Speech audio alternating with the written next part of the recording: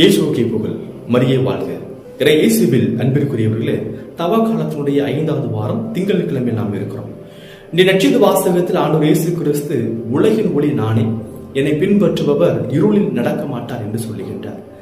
அன்பானவர்களே, நமக்கு தெரியும் ஒளி இருக்கக்கூடிய இடத்துல இருளுக்கு இடம் கிடையாது.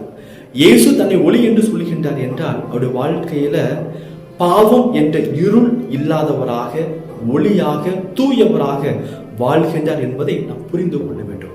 இப்படி தூயவரை பின்பற்றக்கூடிய நாம், இந்த ஒளியை பின்பற்றக்கூடிய நாமும் தூயவர்களாக, ஒளியின் மக்களாக, இருளில் நடக்காத பிள்ளைகளாக வாழ்வதற்கு நமக்கு இறைவன் நினைவூட்டுகின்றார், வாழ்வதற்கு அழைப்பு கொடுக்கிறார். அன்பிற்குரியவர்களே, இன்னைக்கு ஒளியில் வாழ்வது என்பது வெறும் பாவம் இல்லாமல் வாழ்வது மட்டும் கிடையாது. மாறாக 1 யோவான் அதிகாரம் 2:8 நாம் பார்க்கிறோம், ஒளியில் நடப்பதாக சொல்லிக்கொண்டு தன்னுடைய சகோதரிடத்துல அன்பை காட்டல அப்படின்னா அவர்களும் இருளில் வாழ்கிறார்கள் என்று சொல்லுகின்றார். இன்னைக்கு ஒளி என்பது பாவமற்ற வாழ்க்கை மட்டும் கிடையாது. மாறாக எல்லோரையும் அன்பு செய்வது, எல்லோரையும் மன்னிப்பது, எல்லோரும் மேலும் இரக்கம் காட்டுவது.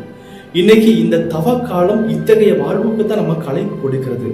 இயேசு ஒளியாக இருக்கிறார் என்றால் அவரை பின்பற்றக்கூடிய மக்களாகிய நாமும் அவருடைய பிள்ளைகளும் ஒளியின் மக்களாக எல்லோரையும் அன்பு செய்து, எல்லோரும் ஏற்றுக்கொண்டு, எல்லோரிடத்திலும் இரக்கம் காட்டி பாவமற்ற மக்களாக வாழ்வதற்கு நாம் முயற்சி எடுப்போம். இந்த தவ காலத்துல நல்லதொரு பாவ சங்கீர்த்தனம் செய்து நாம் நம்மை அதற்காக தயாரிப்போம். அதே வேளையில மன்னிக்க முடியாத, நமக்கு எதிராக குற்றம் செய்தவர்களையும் மன்னித்து ஒளியின் மக்களாக, அன்பு செய்யக்கூடிய மக்களாக, இருளில் வாழாத மக்களாக இருப்பதற்கு முயற்சி எடுப்போம்.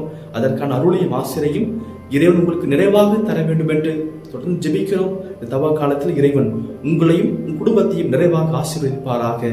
God bless you.